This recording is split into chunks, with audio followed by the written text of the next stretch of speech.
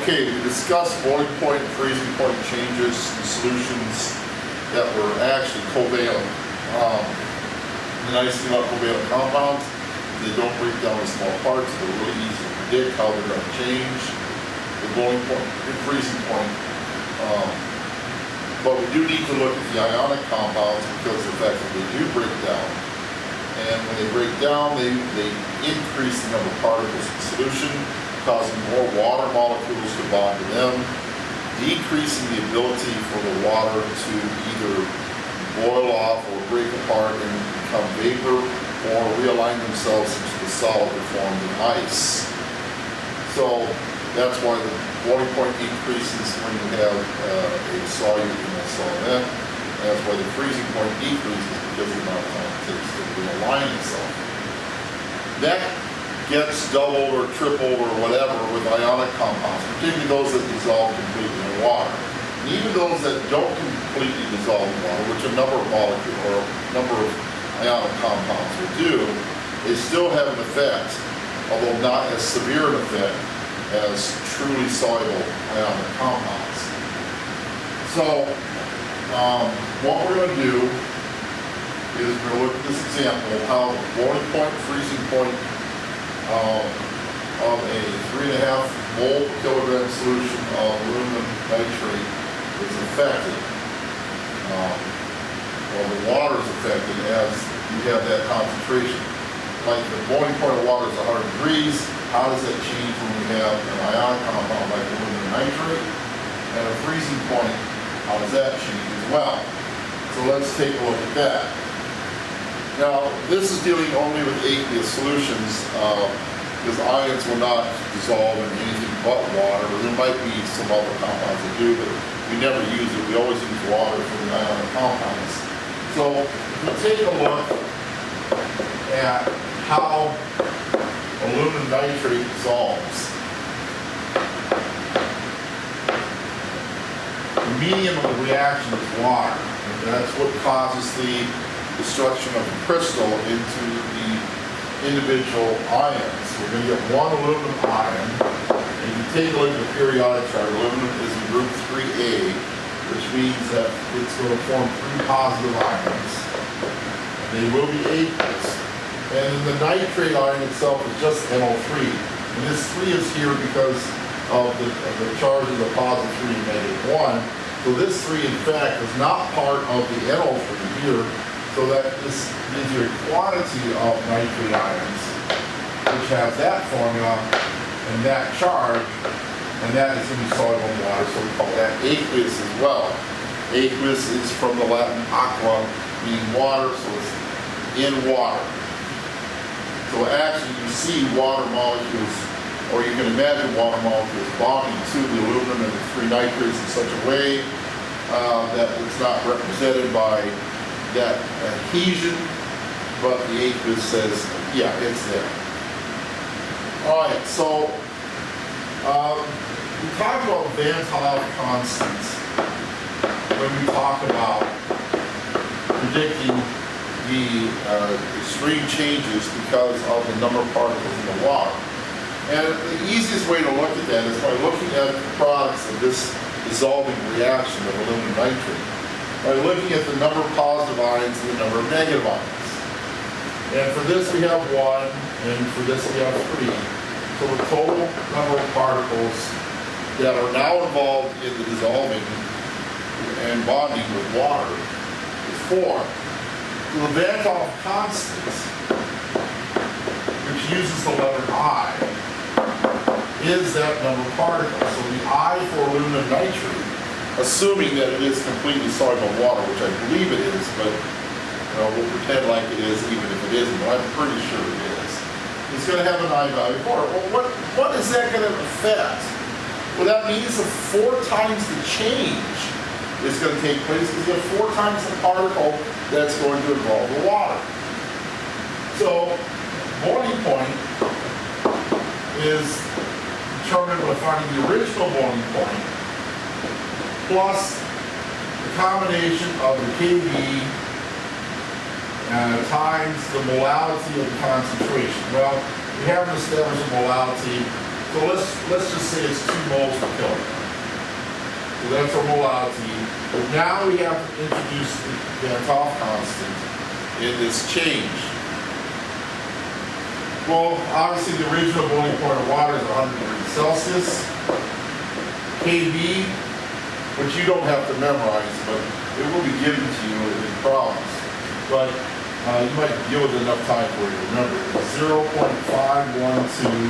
degrees Celsius per mole per kilogram times the molality, which we said is 2 moles per kilogram, times the I, the Van 't Hoff constant, which we said is 4. So when we calculate that out and round it off to the nearest whole number, we find that this is going to give us a boiling point in the neighborhood of 104 Celsius. So instead of being like it was just an ionic compound with a concentration of 2, the boiling point would be at 1 degree. But because of the fact that we have 4 particles in solution instead of 1 particle in solution per mole, that's going to give us a value of what was 101 degrees, now 4 times the change from 1 to 4, 104 degrees Celsius. And the boiling point, or the freezing point rather, is done the same way. Freezing point is equal to the original freezing point minus Kf times m times I. So we have the same basic change taking place. Everything's the same as before, except now we're introducing that I. Original freezing point of water in Celsius is 0 degrees minus 1.858 times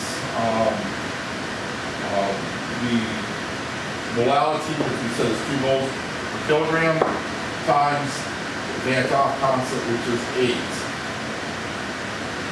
And this is going to give us then, I'm going to guess right around negative 14 point, I'll say 5. I don't really know what the answer is, but I know it's not too far from that. So, and it would normally only be if it was just a 2 mole per kilogram solution of a covalent compound. It's going to be in the neighborhood of 3.72 degrees below 0. So this is a substantial change. This is why they've been talking about finding other things besides sodium chloride to salt the roads to make the freezing point of the slush lower than 0 degrees or 32 degrees Fahrenheit, is by finding some salt that will break down to multiple particles like in aluminum nitrate. The problem is sodium chloride is very, very common, so it's very, very cheap. All the other compounds are not nearly as common. It will cost a lot more money. So we're stuck basically with rusting our cars with sodium chloride.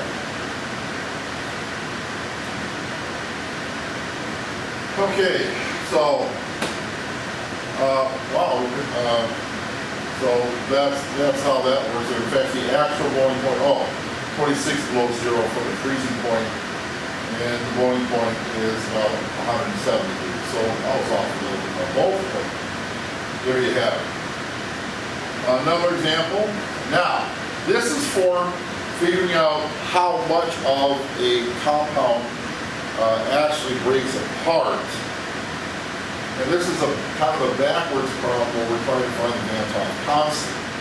So in this particular case, we have a 1.75 mole per kilogram solution of an ionic compound that creates a boiling point of 100.675 degrees Celsius.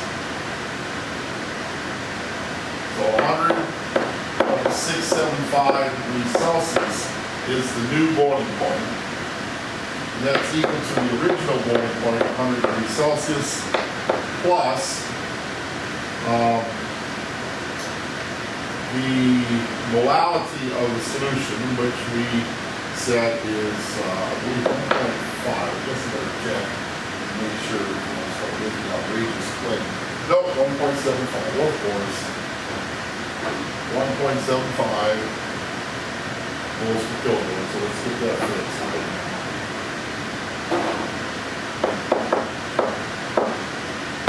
Times, I guess I probably should put the K after it for just to be consistent. So that would be 1.858 degrees Celsius per mole per kilogram times 1.75 moles per kilogram times I.